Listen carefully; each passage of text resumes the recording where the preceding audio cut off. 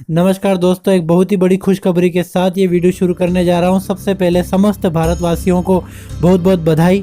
वो इसलिए क्योंकि ओलंपिक खेलों के 120 साल के इतिहास में भारत को पहली बार एथलेटिक्स में गोल्ड मिला है। लोग कहते हैं जो होता है अच्छे के लिए होता है, वही बात आज फिर से चरितार्थ हुई।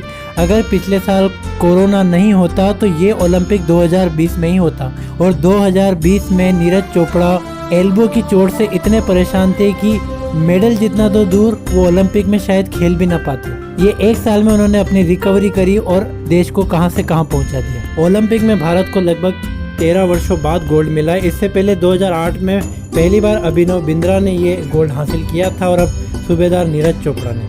मैंने सूबेदार इसलिए कह रहा हूँ क्योंकि ये रियल में इंडियन आर्मी 4 राजपूताना राइफल्स में JCO यानी जूनियर कमीशन ऑफिसर के पद पे काबिज है। सन 1997 को हरियाणा के पानीपत में सामान्य किसान परिवार में जन्मे नीरज चोपड़ा भारत के एकमात्र ऐसे एथलीट हैं जिन्होंने एशियन गेम्स, कॉमनवेल्थ और अब ओलंपिक में गोल्ड मेडल हासिल किया, जो अपने आप में बहुत बड़ी उपलब्धि है। कॉमनवेल्थ में गोल्ड जीतने के कारण इन्हें 2018 में अर्जुन अवार्ड से सम्मानित भी किया गया।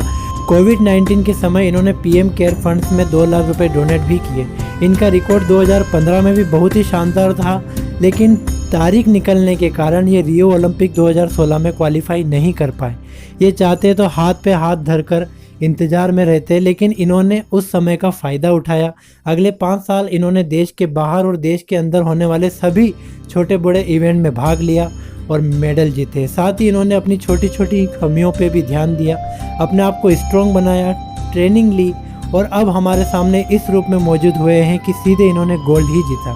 अभी तक इनका बेस्ट 88.7 मीटर है, जो इसी साल इन्होंने फेंका था, और ये भारत का नेशनल रिकॉर्ड्स भी है। कई बार इनके सामने चुनौतियाँ आई, कई बार ये चोटिल हुए, कई बार बदकिस्मती से ये छोटे छोटे इवेंट्स में भाग लेने से रह गए, लेकिन इन्होंने हिम्मत नहीं हारी, अपने आप को बनाए रखा। इंडियन आर्मी में आने के बाद इन्होंने ये नहीं सोचा कि अब सरकारी नौकरी मिल गई है तो मैं आगे कुछ ना करूं। ये अपने आप को आगे से आगे बढ़ाते रहे, और आज इन्होंने भारत को गोल्ड दिया है और साथ में युवाओं को कई सारी प्रेरणाएं दी है। फिर से हमारे चैनल की ओर से नीरज चोपड़ा को बहुत बहुत बधाई। धन्यवाद।